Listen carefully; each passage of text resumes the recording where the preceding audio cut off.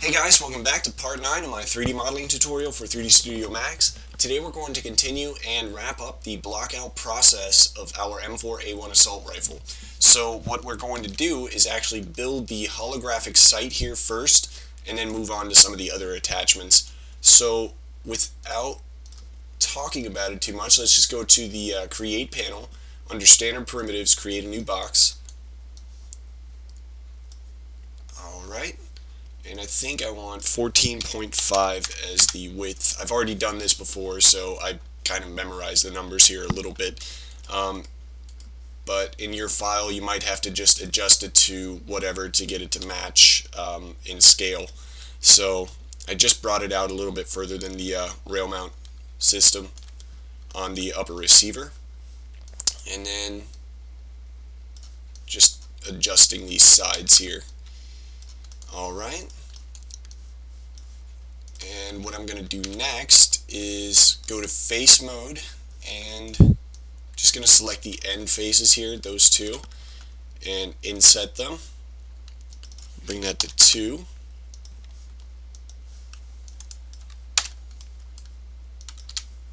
And now I'm going to just even some of these end points out. There we go. Alright, so now the only other thing we have to do before we chamfer these edges to get a round curve for our shape is just take these connecting edges on the inside of these corners here and hit backspace. You don't want to hit delete because you do want to preserve the faces here, you just want to get rid of the lines. Alright, so now I'm going to select the edges here, bridge them together. And now I'm going to select this new inside edge here, and I'm going to chamfer. I'm going to hit 6 and turn it to 4 segments of 4 chamfer segments on the value 6.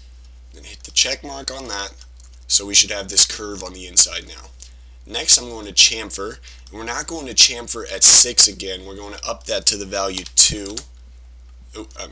Up that by a value of 2, so we're going to bring that to 8, and that's because we hit inset earlier and inset that inside face by 2, so we just compensate for those 2 points and make it an even.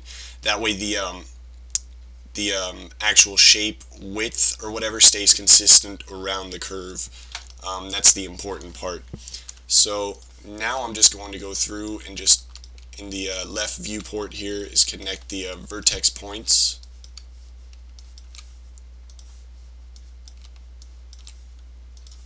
Alright, and now that we have that, we're going to make one edge loop right here and bring it down to right about where those screws would sit. And that's going to be good for now. So now you see we have this shape here, and I'm just going to cap this off momentarily for our next step. So I'm going to make this a little brighter so it's easier to see as well. Okay, now I have kind of like this outer shell for our holographic case or holographic sight. You'll see I'm using the EOTech 512 as my reference images, and you can find plenty of those images on Google if you want to follow along and do this exact same shape. So what I'm building first is this outer casing, and then we're going to build the inside casing for the holographic piece. So what I need to do now is actually build this or cut this circular cutout here into our shape. And I figured the easiest way to do that, instead of going in and pulling individual vertex points to match up, I don't want to go through all that trouble. I'm just going to create a new shape and make it a cylinder with 18 sides, since that's what we've been doing this whole time anyway, or at least I have. And for the sake of consistency, I'm just going to keep making 18-sided cylinders. Okay. Alright, and now that we have that shape, I'm just going to move this into position here. And I just want the curve of my cylinder to match up with the curve of the cutout. Next I'm going to convert this to an editable poly, and then connect the center faces or center edge points Excuse me. And now I'm going to detach the top half and make sure that's detached to element. We'll bring that up a bit. And then in the outline mode, I just selected the two open areas and bridge them. So now we have kind of like this pill-like shape.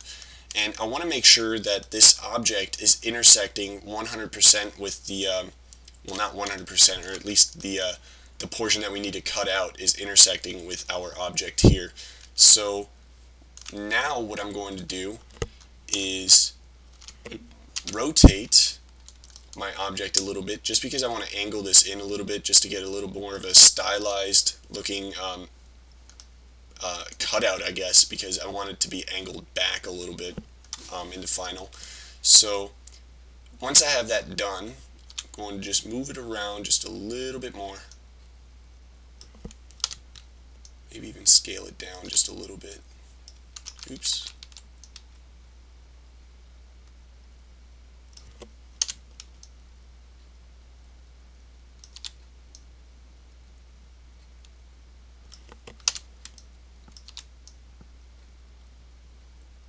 Alright. So now that we have it matching up with our curve here, oops, looks like I went and scaled that down, or in a little bit as well, and I didn't want to do that. So there we go. Now we have it matched up. Okay, so now what I want to do is select our main case shape that we created here with the curved edges. Looks kind of like the hook. I want to go back to the create panel, and for the standard primitives drop down here, I'm just going to go to compound objects, and then you'll see all these new objects come up, or options come up. So I'm going to select a ProBoolean object while I still have this selected, and you'll see that the name and color of our ProBoolean object now is box1. So now what I'm going to do is start picking, and I just select that, and you'll see that when I hover it over this object here, I can select it, and when I do, for some reason it's not visible because the box doesn't want to go away. Alright, I'm going to clone the object really quick, hide the selection. Alright, anyway, if this doesn't just disappear this time, just no worries. I'm going to select that, and you'll actually see that the rest of my object here disappeared. You want to make sure that this is a subtraction, and yeah, you want to make sure that this is a subtraction over here, and that it for some reason this thing just does not want to disappear. Alright, if we hide it, you'll see that it just perfectly cut out the section that was intersecting with the cylinder shape or pill shape that we created, and we have our cutout here. So now all we have to do is like minimal editing instead of having to go through and just tediously move all these vertex points into position. It was a very easy way of doing that. So now I'm going to just target weld a few things here. Turn on edge mode, and there we go. And then the last thing I'm going to do is just, you'll see that you end up with a little bit of messy geometry afterwards, but it's no big deal. We can fix that very easily by just target welding a few things. There we go. Alright. Connect all the edge points again, and now I can actually delete this face as well. Alright, the next thing I want to do is create the cutout over here, and like before, I really don't feel like going through and shifting all the vertex points, and since it's just a flat edge, we don't have to go through creating a whole Boolean object once again. So I'm just going to do this really quickly by using the slice plane option under any of the sub-object modes. I just use edge mode since I'm used to it. I'll just use slice plane, and now you'll see this new gizmo came up with this kind of box or whatever, and it works kind of like a paper cutter. I mean, once you have it lined up on the edge, that's specifically where your object is going to get split. So I'm going to rotate this 90 degrees, and you can turn your angle snaps on up here or just press A to get that easier. And then I'm going to rotate this a little bit on the on the side here, just to kind of match that up with my edge here. And there we go. So far so good. And you'll see that we have this ghosted line. If I start moving this gizmo a little more, you'll see that nothing is committed to the object yet. First we have to select slice. Now if I move it, we have one committed line, and we can keep adding more edges, but since we don't need to, I'll just go back into the front view and delete that. And there we go. I'll bridge this piece here together, and then cap the rest, and then just continue connecting my vertex points.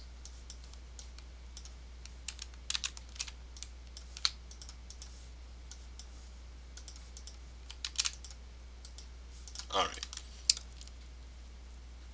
And now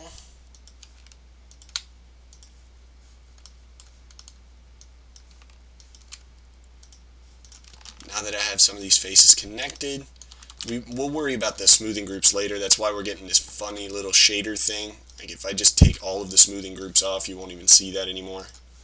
There we go. Alright, so also I need to make sure that this bottom piece here is capped. We do actually want that to be closed. It's just the inside here that we're going to have a symmetry on is not supposed to be closed off. So now I'm just going to throw the symmetry modifier onto that.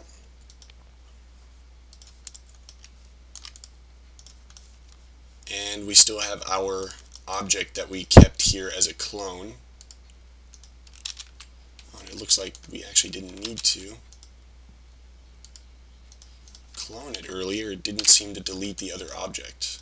Okay, so anyway, now what I'm going to do is create the inside portion, and we're going to go back to standard primitives, create another box.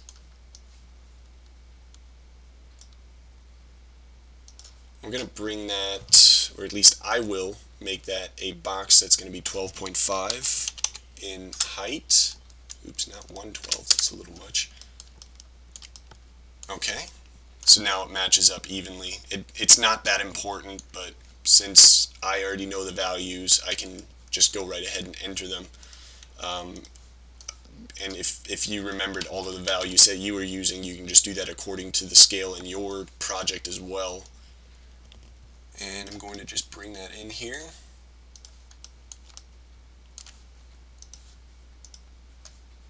And then on the Z value, I want to make that even and flush on the bottom end. There we go. Bring this out a little more. There we go. Next, I'm going to connect this.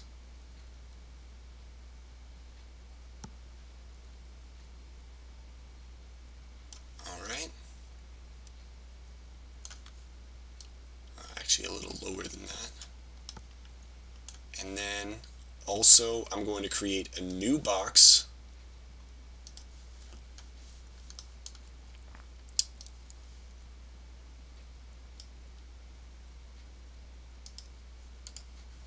Okay. I'm going to give this the value 10.5. Oops.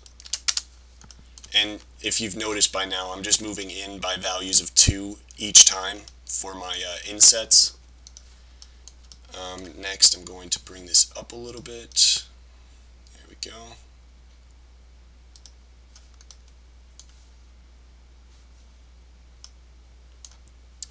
And I'll bring that down, value 2. There we go. Now, what I'm going to do is take this and attach that little object that we just created.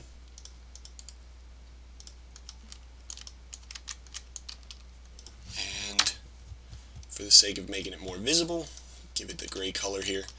Okay, so now we have these two intersecting objects. I'll detach this again in a moment when I'm going to use it as another Boolean object, but first I want to worry about making these edges line up and everything.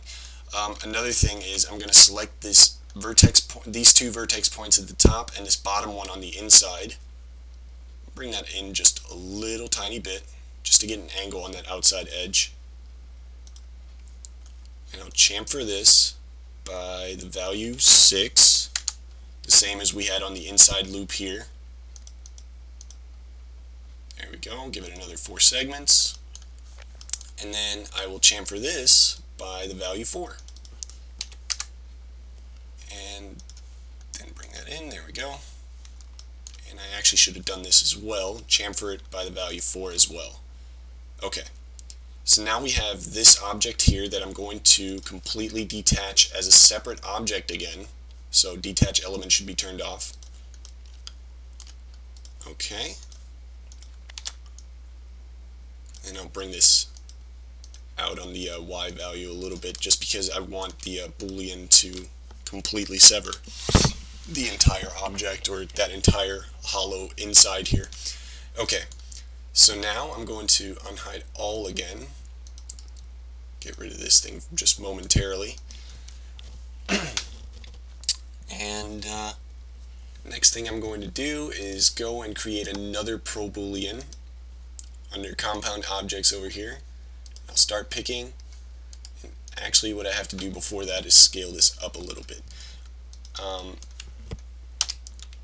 The inside is actually inset a little bit, so that's what I'm doing right now, is just create this little difference between the outside casing and the inside. So just scaling it up would work. ProBoolean again, select it, there we go. Convert to an editable poly. And I'm just going to edit this.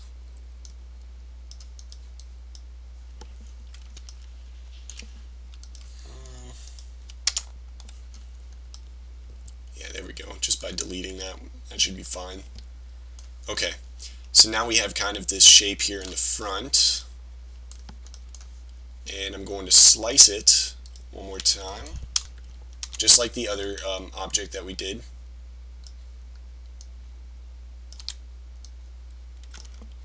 Try to get the same angle there.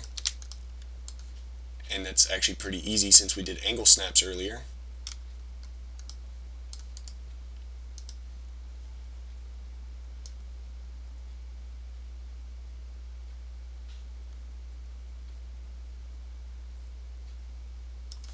Okay, and then I will slice that. I will get rid of these polys here. Hide unselected. Cap that off really quick. There we go. And now we're going to create a ProBoolean one more time. And we will start picking and attach that. There we go. Now what I have to do is get rid of these, convert it to an editable poly again first, get rid of this here. And now what we got to do is do some serious cleanup on these sides here. You'll see that the ProBoolean kind of messed things up a little bit. So we'll just clean up the geometry.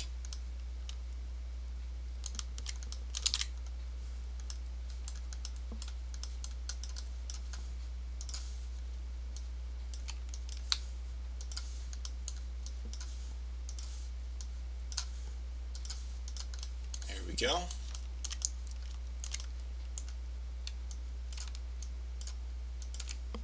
And we can probably worry about the rest of those in a little while.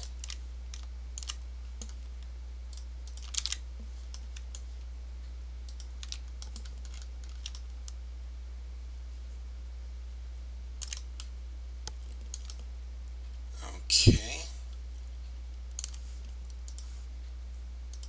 Just going to bring that in. I'll fix that a little later. Actually, why don't we just fix it right now? What I'm going to do, go back to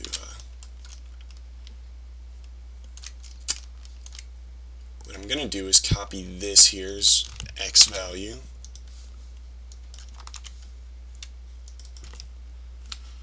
And then paste it while I have the edge constraint on. And then we'll target weld.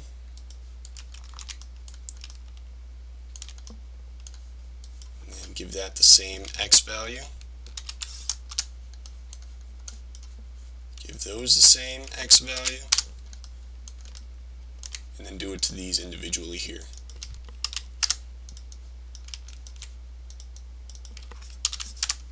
There we go, no big deal. Okay, so now we have this inside shape created. Throw symmetry on that. We don't want to slice it. There we go. And now that we have that cut out, now all that's left is really just to create that battery pack or battery box or whatever up here. And that's going to be very easy actually.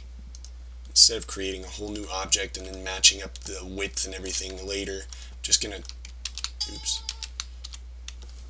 get off the edge constraint mode. I'm going to copy the X value here first. Oops. And then hold shift and drag that face out. There we go. And then I'm going to bring this up.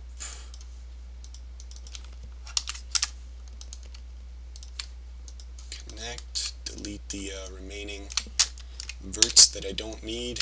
Backspace on that one. And now I'll just select the outline and just, we don't need the inside edge. I'm going to have to end up deleting that anyway.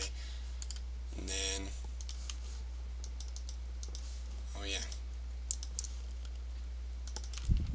Control C and Control V. There we go. Now we have that matched up. And I'm just going to move this down just a real tiny bit, not much. There we go. And then I'll select all of these edges with it. And now we'll hit chamfer and bring that up to maybe 8 once again. Oh yeah, and that worked just fine. And actually I want to bring this line just back a little bit as well. I don't want it to be quite that long of a piece. Oops.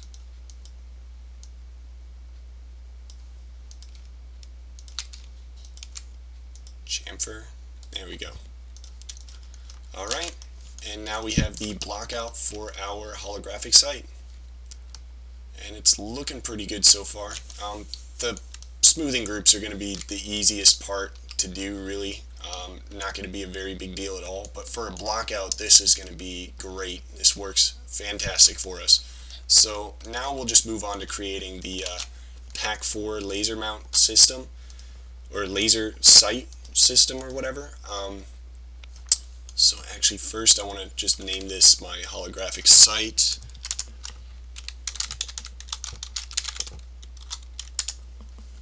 And then the outer piece, I'll just call that hollow site case or casing. Alright. And now I'm going to create another cylinder in the front view. There we go. We'll just move that into position accordingly. And now under the modifier panel, we'll just change the values a bunch.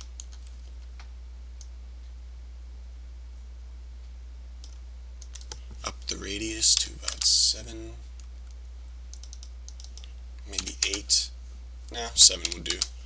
Alright, so now I'm going to convert to an editable poly, give it a gray material just for consistency and so that it's easier to see.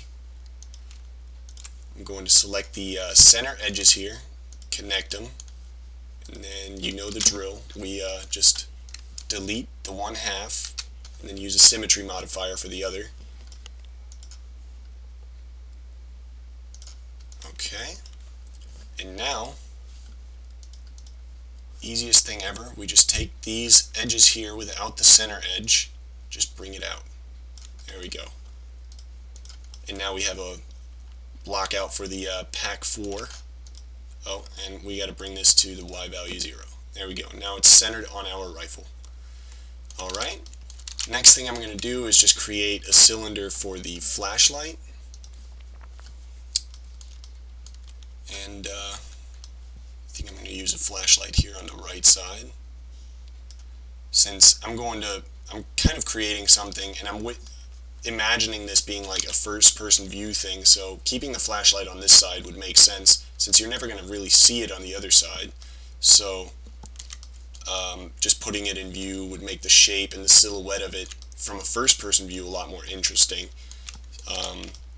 But I mean, configuring the setup is really up to you. There's no right or wrong, or however you want to do it. Okay, so convert to editable poly. One thing I want to do is bring this kind of to the center of the vertical axis here with the handguard. Okay, and we'll just bring that back a little bit. Yeah, bring it back. Okay, and then we'll just start adding a couple of edge loops. One other thing, make it gray object. Ring, connect.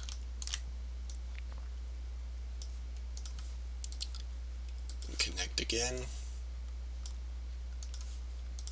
Convert to vertex, and then I'll just scale this end out a little. There we go.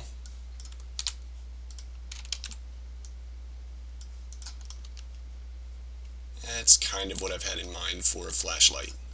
Maybe make it a little shorter.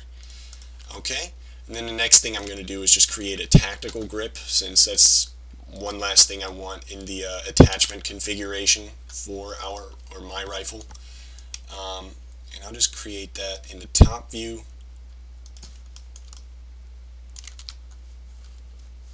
Give it a gray material. And just give it a little bit more thickness, maybe make it 8. There you go.